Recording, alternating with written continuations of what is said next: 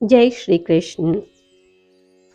हमने देखा स्वामी आनंदालय जी और अखंडालय जी के एक मित्र प्रशांत के बीच कुछ चर्चा हो रही है, कुछ प्रश्न उत्तर हो रहे हैं। स्वामी जी उसे समझाते हुए कह रहे हैं कि ये तुम पर कृपा है ईश्वर की, जो तुम्हें ये अंधकार अंधकार लगने लगा है, वरना तो जन्मों निकल जाते हैं, ये भी पता नहीं चल पाता कि अंधेरे में जी रहे हैं। छोड़ नाली के पानी को क्या पी रहा, खोज गंगा को बह नीर वो भी रहा। ना मिले गर जो अमृत तो फिर बोलना, पहले संसार जल को मगर छोड़ना। जाके दर दर क्या दामन पसारे फिरे, फेरी हरि दर पे क्यों ना लगाए फिरे।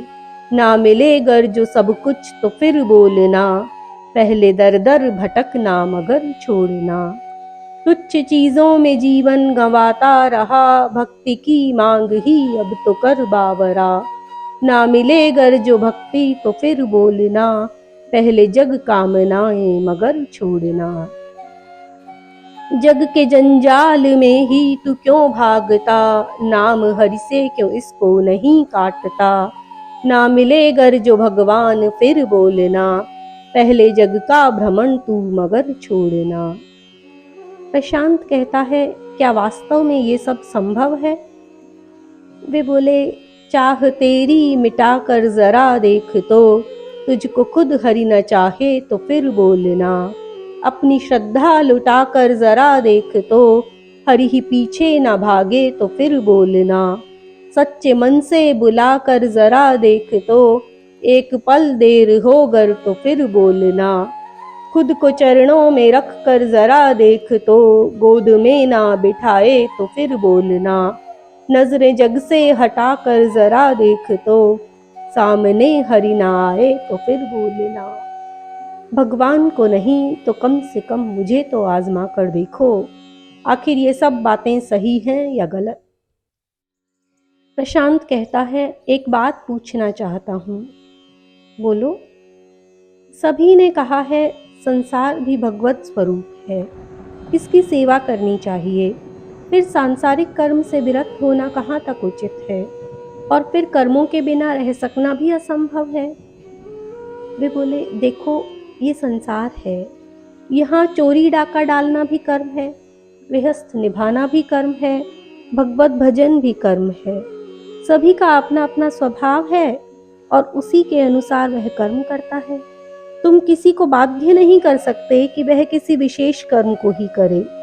हाँ, चोरी डाके जैसे कर्मों से बचकर यदि कोई ईमानदारी से गृहस्थ जीवन निभाता है तो वह बेहतर है, पर यदि कोई सेवा परोपकार में जीवन व्यतीत कर पाता है तो वह और भी अच्छा। इनसे भी ऊपर उठकर यदि भगवत भजन में किसी का जीवन बीत पा रहा है तब तो फिर बात ही क्या है। वो बोला, संसार भी तो भगवत स्वरूप ही है, हर कर्म भगवत भजन है। वे बोले, तुम्हें इन सब में शांति कहाँ मिल पा रही है? रामकृष्ण जी ने कहा है कि छत जिससे बनी है सीढ़ियां भी उसी से बनी है, तो क्या सीढ़ियों पर ही अटक कर रह जाओगे?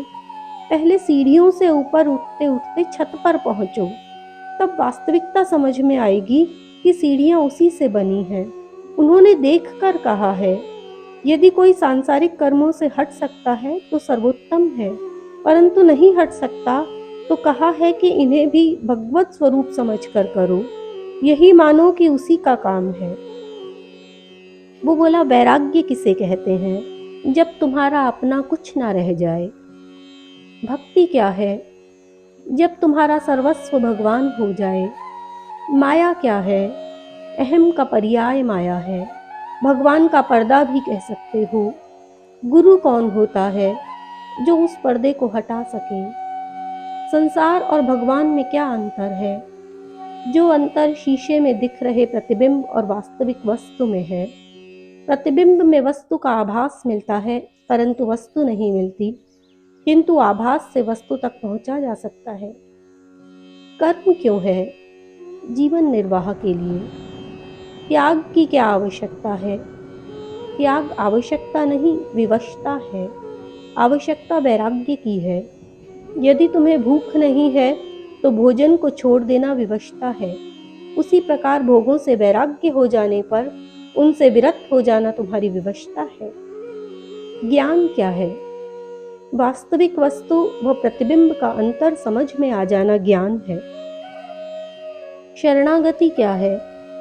समस्त बलों से निराश होकर एकमात्र परमात्मा के बल पर आश्रित हो जाना शरणागति है। विश्वास क्या है? किसी के प्रति शंका व संशय से रहित हो जाना विश्वास है। आपके अनुसार सबसे बड़ी मूर्खता क्या है? मनुष्य देह का गठन इस प्रकार है कि जिससे परमात्मा प्राप्ति संभव है। इस देह का उपयोग व्यर्थ के कार्यों में करके इस दुर्लभ रत्न को कंकर के भाव बेच देने से ज्यादा बड़ी मूर्खता और क्या हो सकती है। और फिर इसके द्वारा पाप कमाना तो घृणित कार्य है। दुख क्यों है? इच्छाओं के कारण। और ईश्वर से विलग होने का दुख, वह अच्छा है, उसका परिणाम बहुत अच्छा होता है। प्रार्थना क्या है? हृदय की आवश्यकता जब परमात्मा के सामने व्यक्त की जाती है तो वह प्रार्थना होती है। ध्यान रखना, हृदय की आवश्यकता प्रार्थना है, मात्र शब्दों से कुछ कह देना प्रार्थना नहीं है। मुझे आपसे चर्चा करके बहुत अच्छा लगा। मैं यहीं रहना चाहता हूँ। जैसी तुम्हारी इच्छा। प्रशांत वहीं रह गया। जय श्री कृष्ण।